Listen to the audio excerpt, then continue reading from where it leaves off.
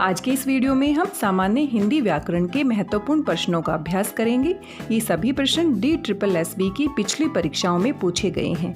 Online और offline परीक्षाओं में आए हुए इन महत्वपूर्ण प्रश्नों को आइए देखते हैं।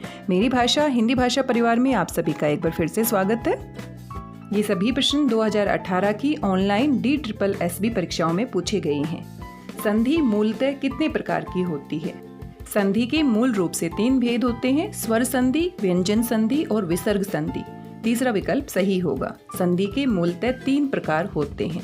और अगर हमसे स्वर संधि के भेद पूछे जाएं तो स्वर संधि मुख्य रूप से 5 प्रकार की होती है: गुण स्वर संधि, दीर्घ स्वर संधि, वृद्धि स्वर संधि, यण स्वर संधि, अयादि स्वर संधि।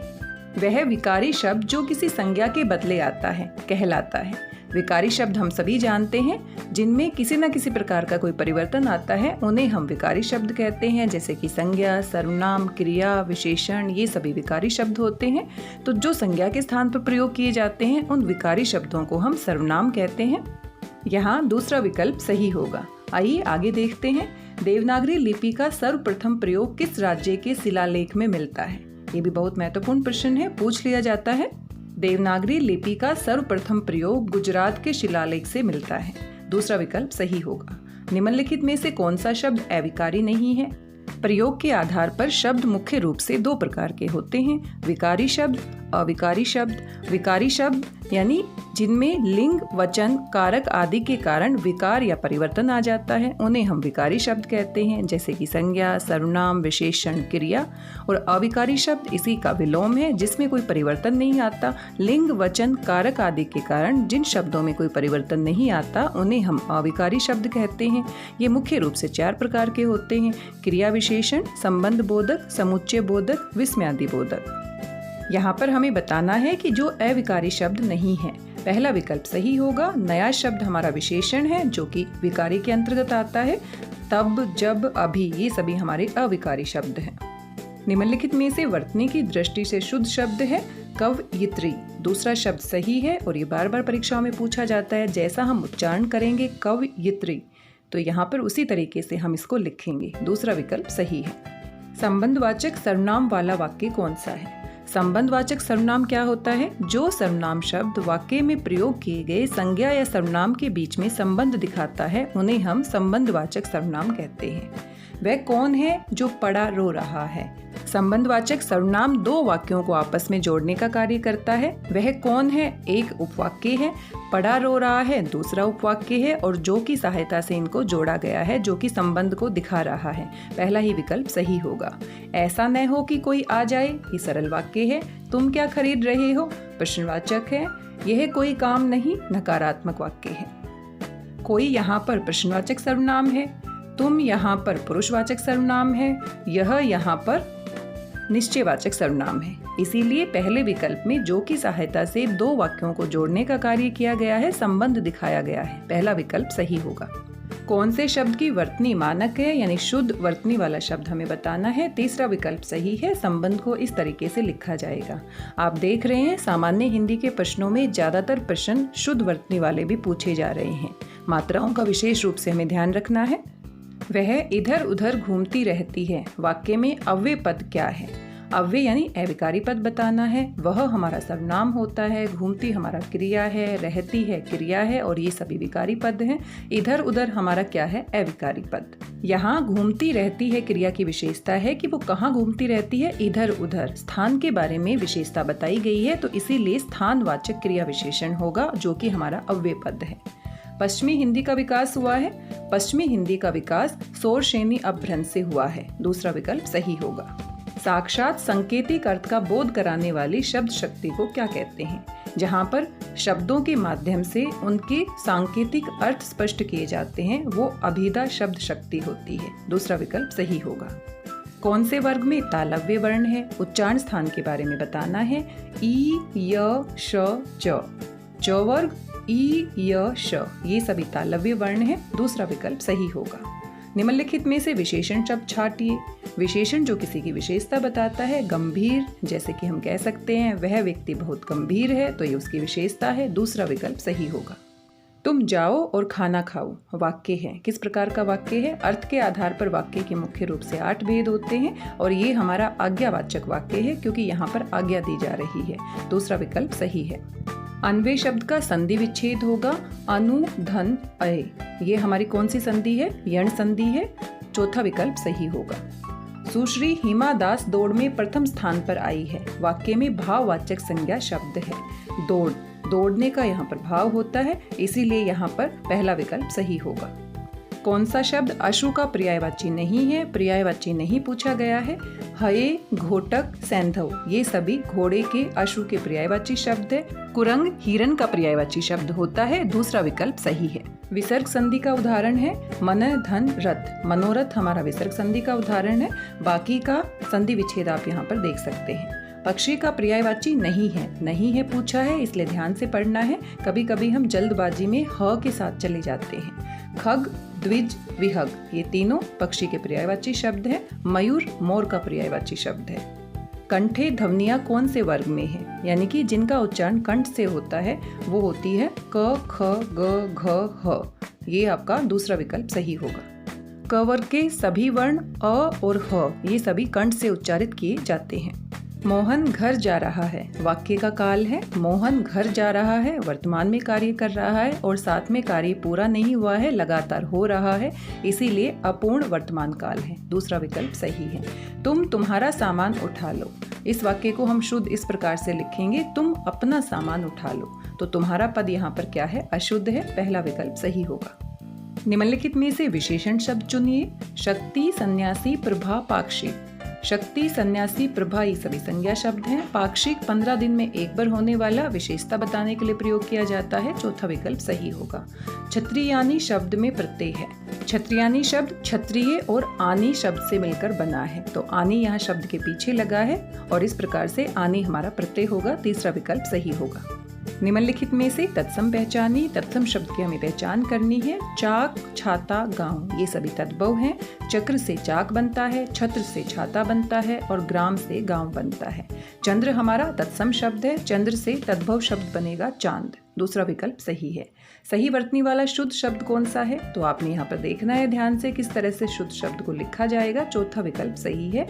बाकी की शुद्ध वर्तनी आप यहाँ पर देख सकते हैं। भौतिक में मूल शब्द है। भौतिक शब्द भूत, धन, इक प्रत्यय से मिलकर बना है, तो भूत यहाँ पर मूल शब्द है, इक यहाँ पर प्रत्यय लगेगा। चौथा विकल्प सही है। कौन सा शब्द तद्भव है? तद्भव बताना है। काजल, कज्जल। कज्जल तत्सम है। कज्जल से तद्भव रूप बना है काजल। कर्ण, एकत्र, चक्र ये सभी तत्सम शब्द है। आप देख रहे हैं तत्सम और तद्भव शब्दों से भी अनेक प्रश्न पूछे गए हैं, तो आप इनका भी अभ्यास कर सकते हैं। कर्म वाच्य वाला वाक्य पहचानिए। वाच्य परिवर्तन से प्रश्न पूछा गया है। क्या तुमने व्यायाम किया? ये कर्तृवाच्य है। मैंने अपना सारा काम कर लिया, ये भी कर्तृवाच्य है। उससे आज पढ़ा ही नहीं गया, ये हमारा कर्मवाच्य है। उससे सोया नहीं जा सका, ये हमारा भाववाच्य है। वाच्य परिवर्तन आप समझ सकते हैं। अगर आपको अच्छे से नियम पता है तो बड़ी आसानी से आप इनकी पहचान कर सकते हैं। गुणहीन शब्द में समास है। गुण से हीन। यहाँ पर गुण और हीन दोनों पद प्रधान हैं और साथ में से विभक्ति का प्रयोग हुआ है, तो यहाँ पर गुण से हीन यानी गुणों से अलग होना, इसलिए यहाँ पर अपादान तत्पुरुष समास है। दूसरा विकल्प सही होगा। अपादान कारक की विभक्ति लगने से अगर तत्पुरुष समास का भेद भी पूछा जाए तो अपादान तत्पुरुष समास होगा। वैसे मूल रूप से तत्पुरुष समास है। हिंदी जिस लिपि में लिखी जाती है वह है। हिंदी की लिपि का नाम पूछा है, देवनागरी है। फारसी उर्दू की लिपि का नाम है। गुरुमुखी पंजाबी भाषा की लिपि का नाम है। यहाँ पर लिपियाँ आप देख सकते हैं। जो शब्द संस्कृत से सीधे हिंदी में प्रयुक्त होते हैं उनको हम तत्सम कहते हैं। बिना रूप परिवर्तन के प्रयोग किए जाते हैं सीधे संस्कृत से, तत्सम होते हैं। रूप परिवर्तन के बाद तद्भव बन जाते हैं। विदेशी भाषाओं से शामिल किए गए शब्दों को विदेशी कहते हैं और स्थानीय भाषाओं से लिए गए शब्दों को देशज कहते हैं। कौन सा शब्द अशुद्ध है? अशुद्ध वर्तनी वाला शब्द हमें पहचानना है। सांख्य, आकाश, निरपराध ये सही लिखे गए हैं। माधुर्यता कोई शब्द होता ही नहीं है, इसका शुद्ध रूप होगा माधुर्य, मधुरता का भाव। तीसरा विकल्प सही है। चुप, जुबान मत चलाओ वाक्य में चुप है तिरस्कार बोधक। विस्मयादि बोधक शब्दों के बारे में हम जानते हैं, तो यहाँ पर किसी का तिरस्कार करने के लिए, अपमान करने के लिए कहा गया है चुप, तो तिरस्कार बोधक शब्द है। कौन सी बोली पूर्वी हिंदी की नहीं है? पहाड़ी, छत्तीसगढ़ी, अवधी ये सभी पूर्वी हिंदी के अंतर्गत आती है। ब्रज भाषा यहाँ पर पूर्वी हिंदी की बोली नहीं है। सजल नीरद की कला कांति थी। पंक्ति में रेखांकित अंश में अलंकार है। नीरद सी, सा से सी सम, जहाँ पर वाचक शब्द आते हैं समानता दिखाने के लिए उपमेय की उपमान में, वहाँ पर उपमा अलंकार होता है। पहला विकल्प सही होगा। कौन से शब्द युग्म का अर्थ संगत नहीं है? दंश दस, दंश होता है डंक, दस होता है दस। अंश अंश, अंश होता है हिस्सा, अंश होता है कंधा। अथक अकथ, अथक होता है बिना थके, अकथ यानी जो कहा न जा सके। टुक टूक, टुक टुकड़ा और टूक फटा हुआ, ये असंगत शब्दों का जोड़ा है, इनके अर्थ ये नहीं है। दूसरा विकल्प सही होगा। विशेषण पद का परिचय देते समय क्या बताना आवश्यक नहीं होता? विशेषण पद का जब हम पद परिचय देते हैं तो लिंग भी बताते हैं, विशेष्य भी बताते हैं, वचन भी बताते हैं। क्रिया के साथ इसका कोई संबंध नहीं होता तो क्रिया के बारे में बताना आवश्यक नहीं होता। चौथा विकल्प सही है। विवाद शब्द का विलोम होता है निर्विवाद। दूसरा विकल्प सही है। कौन से वर्ग में तालव्य वर्ण है? ई, य, श, च। निम्नलिखित में से कौन सा शब्द अनेकार्थी नहीं है, जिसके एक से ज्यादा अर्थ नहीं निकलते? आयु, ये सही होगा। अंक, मान और पत्र, ये अनेकार्थी शब्द हैं। आप इनके अनेक अर्थ यहाँ पर देख सकते हैं। वाक्य में क्रिया विशेषण पद कौन सा है? परीक्षा नजदीक है, कुछ पढ़ भी लो। अब यहाँ पर क्रिया विशेषण पद की हमें पहचान करनी है। कुछ यहाँ पर क्या है? क्रिया विशेषण। पढ़ लो क्रिया की विशेषता बताई जा रही है कि क्या पढ़ लो? कुछ भी पढ़ लो। तो कुछ यहाँ पर क्या है? क्रिया विशेषण पद। कौन सा शब्द स्त्रीलिंग है? चाकू, मुनि, घर, ये सभी हमारे पुल्लिंग में आते हैं।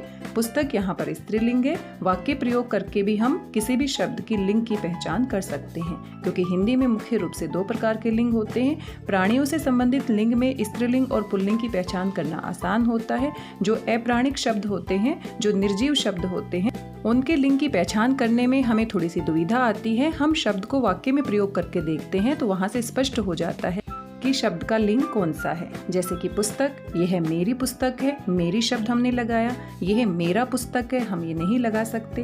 यह मेरा चाकू है, यह मेरी चाकू है, ये हमें सही नहीं लग रहा है। इसीलिए आप वाक्य में प्रयोग करेंगे तो वहाँ से हमें स्पष्ट हो जाता है कि शब्द का लिंग क्या है। आगे है, सही वर्तनी वाला शुद्ध शब्द कौन सा है? कीर्तिवान, रीत्यानुसार, संभावना, शत शत नमन।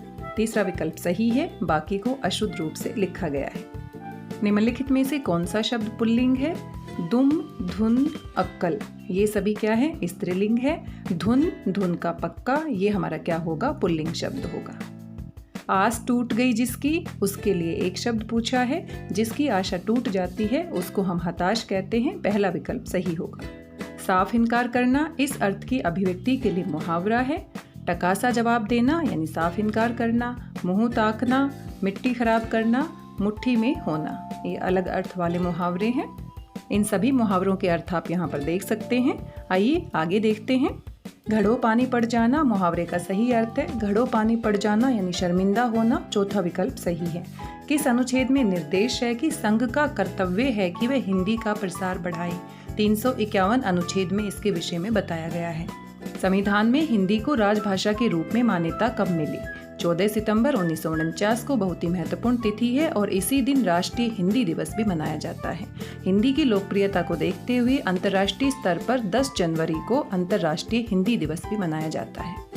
उपमेय में उपमान की संभावना होने पर अलंकार क्या होता है? जहाँ पर उपमेय में उपमान की सिर्फ संभावना दिखाई जाती है उत्प्रेक्षा अलंकार होता है। जहाँ उपमेय में उपमान का अभेद आरोप दिखाया जाता है रूपक अलंकार होता है। उपमेय में उपमान की समानता जहाँ होती है उपमा अलंकार होता है। श्लेष अलंकार में एक ही शब्द एक बार प्रयोग होता है और अनेक अनेक अर्थ को स्पष्ट करता है। यमक अलंकार में 2 शब्द 2 बार प्रयोग होते हैं, 2 से ज़्यादा भी हो सकते हैं और अलग अलग अर्थ को प्रकट करते हैं। कौन सी बोली राजस्थानी उपभाषा के अंतर्गत नहीं आती? मेवाती, मालवी, मारवाड़ी, ये सभी राजस्थानी के अंतर्गत आती हैं। गढ़वाली नहीं आती है। चिर, चीर शब्द युग्म का सही अर्थ क्या है? चिर होता है पुराना, चीर होता है कपड़ा। चौथा विकल्प सही होगा। देवनागरी लिपि का विकास किस लिपि से हुआ है? किस लिपि से हुआ है? ब्राह्मी लिपि से। चौथा विकल्प सही है। निम्नलिखित में वर्तनी की दृष्टि से शुद्ध शब्द है अनुकूल। चौथा विकल्प सही लिखा गया है। स्वर संधि कितने प्रकार की होती है? पहले भी इस तरह का प्रश्न हम देख चुके हैं। 5 प्रकार की होती है। दीर्घ स्वर संधि, वृद्धि स्वर संधि, गुण स्वर संधि, यण स्वर संधि और अयादि स्वर संधि। अक्ष का अर्थ नहीं होता है। अक्ष शब्द अनेकार्थी शब्द है। अक्ष आँख को भी कहते हैं, धुरी को भी कहते हैं, सर्प को भी कहते हैं। पृथ्वी नहीं होगा, पृथ्वी विकल्प सही होगा। शफरी सी जल में, विहंगिनी सी व्योम में। शफरी होता है मछली और विहंगिनी होता है पक्षी। अब यहाँ पर आप देख सकते हैं सी शब्दों का प्रयोग किया है और उपमेय में उपमान की समानता दिखाई है। पहला विकल्प सही होगा, यहाँ उपमा अलंकार है। निम्न में कौन सा अलंकार शब्दालंकार है? अलंकार मुख्य रूप से दो प्रकार के होते हैं, अर्थालंकार और शब्दालंकार। यहाँ पर रूपक, अतिशोक्ति, उपमा ये सभी अर्थालंकार है। अर्थ के आधार पर यहाँ पर चमत्कार उत्पन्न होता है। यमक अलंकार शब्दों के माध्यम से चमत्कार उत्पन्न करता है। चौथा विकल्प सही है। कृतज्ञ का विलोम है कृतघ्न। कृतज्ञ जो उपकार को मानता हो और जो किए गए उपकार को ना मानता हो उसको हम कृतघ्न कहते हैं। कृतज्ञ का विलोम होगा कृतघ्न। निम्न में कौन सा शब्द अविकारी नहीं है? अभी अभी हमने जाना विकारी और अविकारी शब्द क्या होते हैं। कब, किंतु, इधर ये सभी अविकारी हैं। लंबा विशेषण है इसलिए ये विकारी शब्द है। रचना के आधार पर वाक्य के कितने भेद होते हैं? रचना के आधार पर वाक्य के मुख्य रूप से 3 भेद होते हैं, सरल वाक्य, संयुक्त वाक्य और मिश्र वाक्य। उर्दू किस भाषा का शब्द है? तुर्की भाषा का शब्द है। जिन व्यंजनों का उच्चारण करते समय जीभ झटके से ऊपर जाती है उन्हें क्या कहते हैं? इस तरह के जो व्यंजन होते हैं उन्हें हम उत्क्षिप्त व्यंजन कहते हैं। आप यहाँ पर देख सकते हैं। संस्कृत से बहुत बड़ी विरासत किस भाषा ने ली है? संस्कृत को हिंदी की जननी भी कहा जाता है। ए विकल्प सही होगा। आगे है संज्ञा के जिस रूप से किसी वस्तु के अलग होने का भाव प्रकट होता है उसे क्या कहते हैं? ये अपादान कारक की परिभाषा है। यहाँ पर अलगाव दिखाया जाता है। 2 वस्तुओं के बीच में से विभक्ति का प्रयोग किया जाता है। तत्सम शब्द छाटिए। यहाँ पर अभिव्यक्ति तत्सम शब्द है, बाकी सभी शब्द तत्सम नहीं है। आज के इस वीडियो में बस इतना ही। हमने सामान्य हिंदी के महत्वपूर्ण प्रश्नों का अभ्यास किया है जो बार बार ऑनलाइन परीक्षाओं में पूछे गए हैं। आशा करती हूँ आपको वीडियो पसंद आया होगा। अपना फीडबैक जरूर दीजिएगा। मिलते हैं अगले वीडियो में कुछ और महत्वपूर्ण प्रश्नों के साथ। तब तक स्वस्थ रहिए, व्यस्त रहिए, मस्त रहिए और अभ्यास करते रहिए। मेरी भाषा हिंदी भाषा परिवार के साथ जुड़ने के लिए आप सभी का धन्यवाद, बहुत बहुत धन्यवाद।